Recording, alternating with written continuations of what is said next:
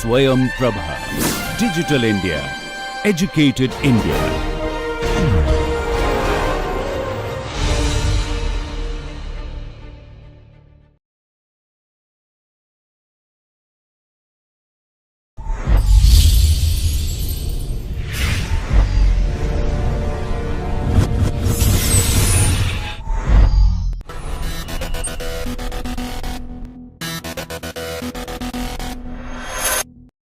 In this lecture, we are going to learn the relationship between externalities and infrastructure.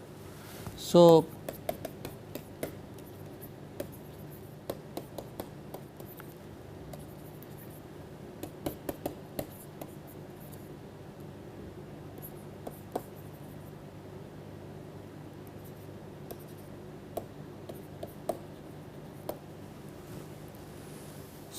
we are going to learn the relationship between externalities and infrastructure. Let me begin with what is basically the meaning of externalities, and then we will also learn that how the infrastructure development is again facing the problem of externalities. Let me briefly discuss that what are the points which we are going to cover today. First of all, we will learn that what is the meaning of externalities, and given the background of different cases and different case studies which we have discussed till now, we will be also discussing some of the other cases of education and health in India, and we will be covering not only the two physical infrastructure cases like NHAI and Enron, but we are also discussing the education and health as a part of this discussion, which is basically the part of the social infrastructure development in India.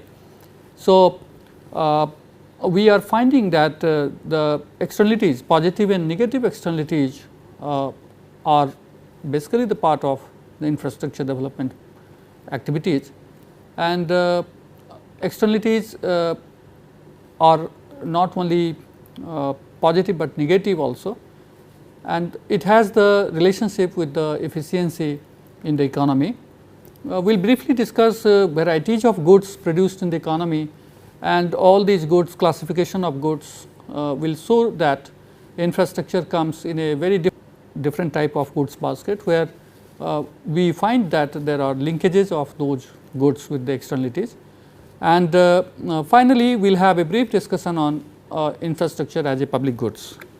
Let me begin with what is basically the externalities, and externalities is a cost or benefit resulting from some activity or transaction that is imposed upon parties outside the activity or transaction. Sometime this is also called as the spillover effects or third party or neighborhood effects. So, externalities create a divergence between the private benefit and cost of economic activity and the social benefits and cost. Let me give you, let me also discuss a very live example, that if a particular industry is throwing garbage in your city, it is true that industry is producing something for some specific consumer who wish to buy the product. So, in the production and consumption, maybe a different set of consumers are involved to consume the product which that industry is producing, but at the same time, when the industry is throwing out those byproducts in the city or dumping those byproducts somewhere in the middle of the city, the impact is not only on the people who are basically consuming those products, but impact is equally on all the citizens passing through that particular route, and this shows that there is a externalities, there is a impact on the third parties which has not really been involved in the production process or consumption process, but the impact is on the outside party which has not been really participating either in the production or in consumption. So, this particular example gives you the idea of how externalities works. So, externalities, this particular activities is the negative externalities, because the garbage thrown in the city pollutes the city, and it creates health hazard, it creates problem for the kids, problem for the all the citizens of that particular city, and this is not really an example of the positive externality, it is an example of negative externalities, because the impact is very much negative on the third party. So, externalities are for the benefit of understanding. Externalities are divided in two parts, positive externalities and negative externalities. Negative externalities are those activity that creates an external cost on the third party. It is the production or consumption activity that creates an external cost. So, a person smoking cigarette is having the benefit of smoking, because if somebody is used to smoke, they cannot survive without smoking cigarettes, but at the same time the smoker is not only getting the benefit of that smoking, but that also harms the people nearby. So, the external cost is paid by the other non-smokers also, even if they are sitting nearby the smokers. So, this is the example of the consumption activity which has the impact on the third party, the party which were not involved in the consumption of the cigarettes, but they are also affected by the consuming of or the smoking of cigarettes by another person. This is the example of negative externalities through the consumption.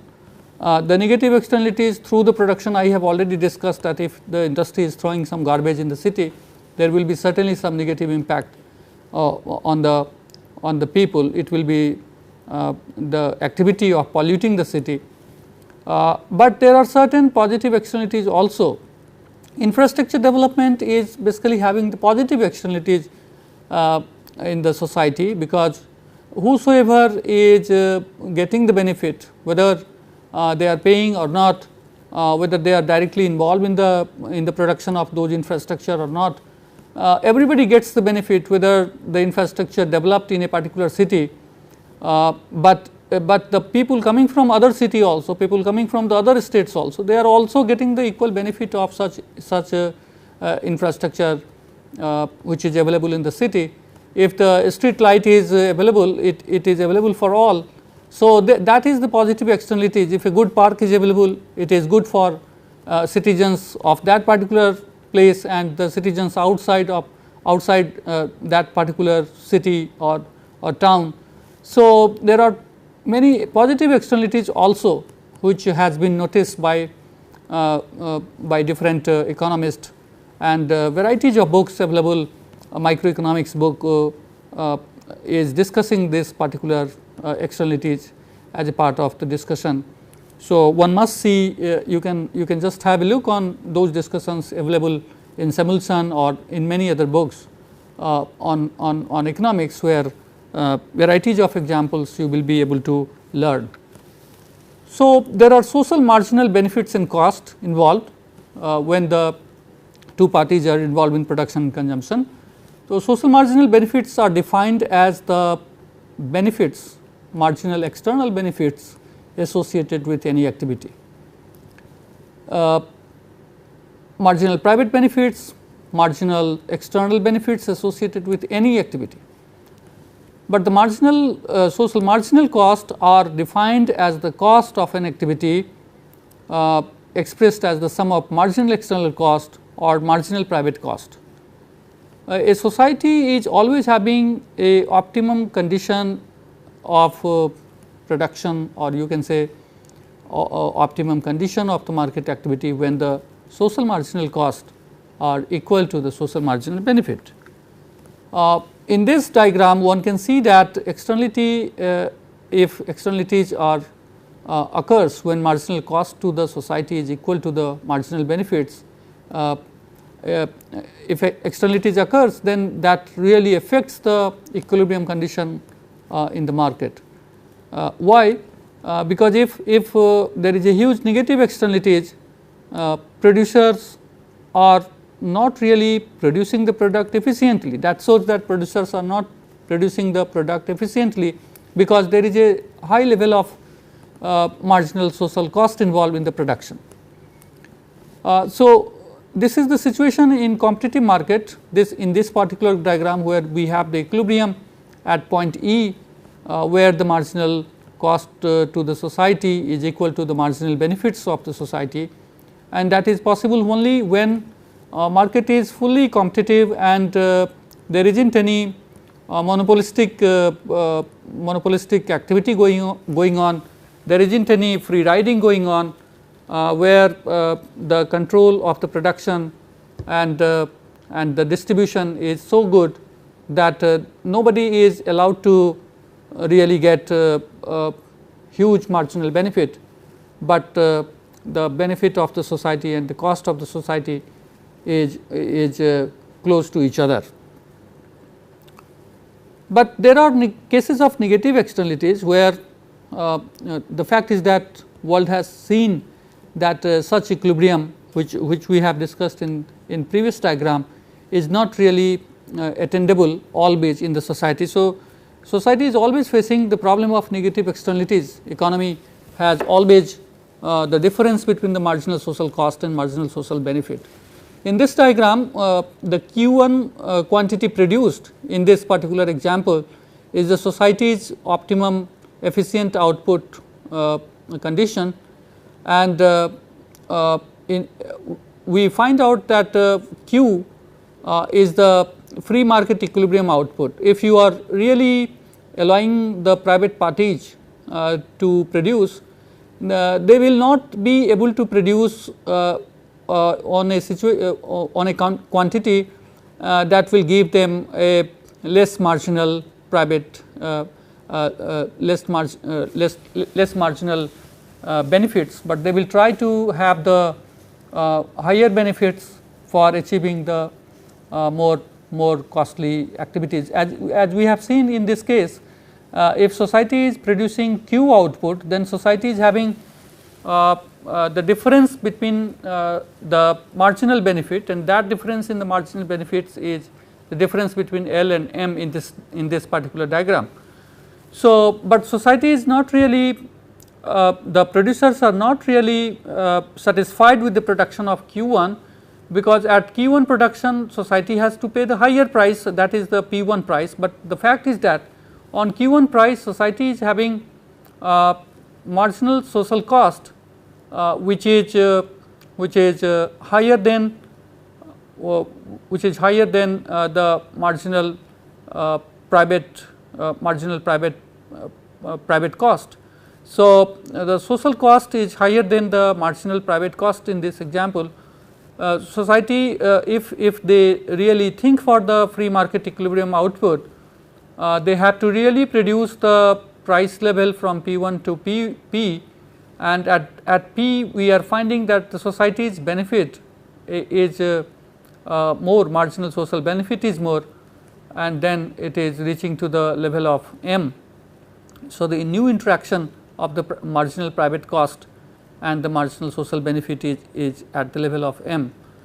So, shifting from L to M in case of marginal social benefit is only possible when the free market equilibrium output is available.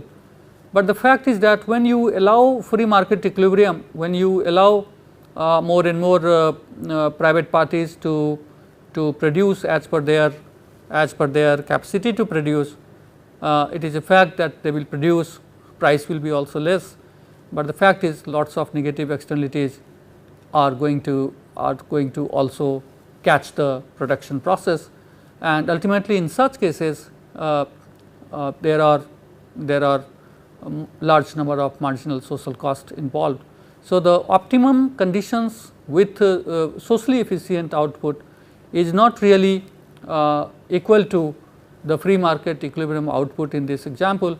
So, if society has to really think for socially efficient output, they have to pay little higher price, the production will be little costlier and the price will be little higher, because they have to take care of the pollution, they have to take care of the negative externalities. but society has, if the producer is free to choose their own path without taking care of the negative externalities, price may be little less, marginal social benefits may be very high, but that production will not be at the socially efficient output level.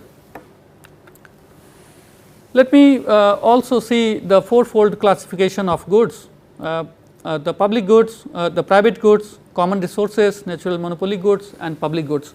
Before discussing this matrix, one can also see the classification of goods in economic principles. Private goods are basically the computers or a seat in the train, or the dress material, or an apple, or anything, any item which is eatable and common items.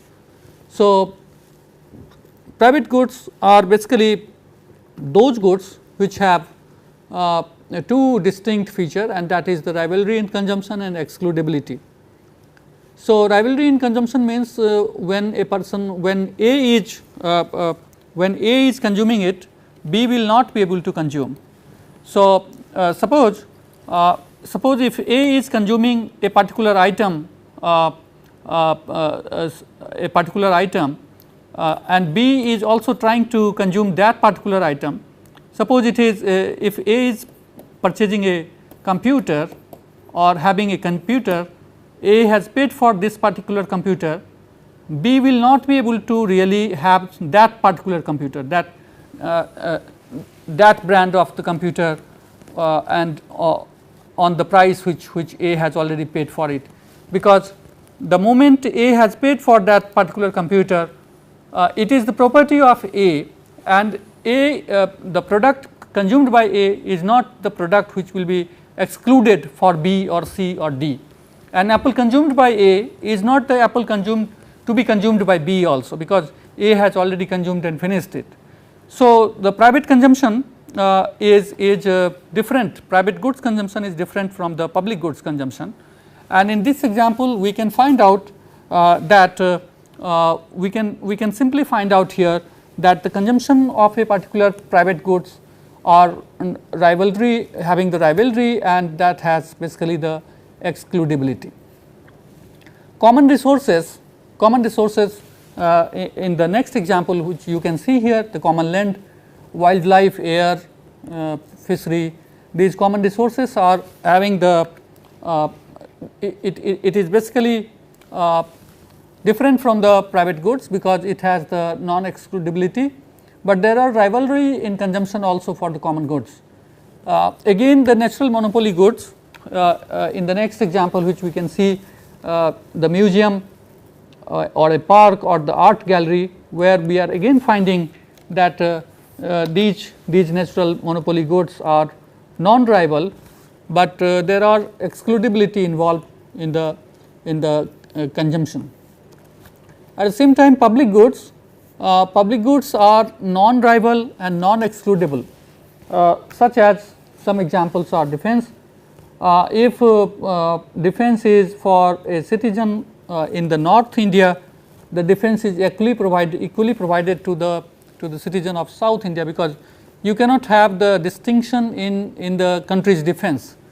Broadcast signals, if it is available to one, it is available to other subscribers in that particular region. Public information is not the item which may be excludable in nature. So, if the public information to one person, it is available to other person also. So, we can find out that these classification of goods are important here to understand, because when we are discussing the topic infrastructure, there are so many things which one can really discuss here. In this diagram also we are finding that the demand for public goods by different individuals in this particular diagram, DA or DB, is clubbed together as the market demand, which is DM, and this demand is intersecting the marginal cost of the production line, and the equilibrium line is at E point. So, the optimum quantity of good produced in this particular diagram is Q0, where the MC cuts the market demand curve at point E. So, we can say here that the production of the public goods are the subject to the non-excludability and the non-rivalness in the consumption, and now this point is valid when we are discussing the infrastructure and its relationship, infrastructure as a public goods. So, let me also discuss little bit about what is basically market failure, because public goods are one of the point for the discussion on market failure. So, market mechanism provides better and efficient outcome. Prices and quantities produced are market prices and quantities produced are demand and supply driven. So, but there are situations where market cannot operate optimally and market fails to provide socially efficient outcomes, as in one of the diagram we have seen. So, two important such situations are externalities and public goods, where the market is unable to provide the socially outcome or efficient outcomes. So, how public goods, because public goods are the goods that are non-rival in consumption and their benefits are non-excludable. So, if the matter of public goods comes, there are 3 points, like the non-excludability, which has the meaning that no easy way to prevent someone from consumption of goods or services, and non-rival means the consumption of goods or services by one agent does not diminish the availability of the benefits for others. So, the problem with public goods are the problem of the free riding. Even those who do not pay for the goods enjoy the benefits. So, if the flyovers is available, flyovers cannot be excludable for few people, whether the flyovers was made only for a taking care of the population of a particular city, we cannot really stop the of using that flyovers by the people who are coming from the other city. So, non-exclusion implies that it is not possible to limit the supply of the public goods only to those who are willing to contribute to the cost of supplying them for the society, but we have to also allow others to really enjoy the benefits of public goods. So, other problems with the public goods are non-rival benefits give rise to the zero marginal cost of use, so that exclusion is inefficient, since potential consumers with a positive marginal benefits are denied access to the good. Thus, relying on the markets for public goods will result in undersupply of the goods. So, if free riding problems are going on and non-rival benefits are being taken, so rise to zero marginal cost of use, because even if we are adding the we are adding the consumers, we are not really having any marginal cost of production of such items. Thus, relying on the markets for public goods will result in undersupply of the goods. Pure public goods are limited. There are quasi public goods or impure public goods, partially non-rival or non-excludable in nature. So, let me now interconnect the public goods with infrastructure. So, infrastructure generates positive externalities, and public goods characteristics solve the problem of inability to internalize externalities in private transactions. Given the characteristics of non-rivalry and non-excludability and the problems of free riding of public goods, which makes it difficult for the private sector to produce them profitably, and then market fails basically. We have seen in many developing countries, including India, that there is a free riding problem related with various infrastructure developed in the country. Even electricity, which is one of the very costly affair to produce, we are finding that there is a free riding problem in electricity consumption in many developing countries.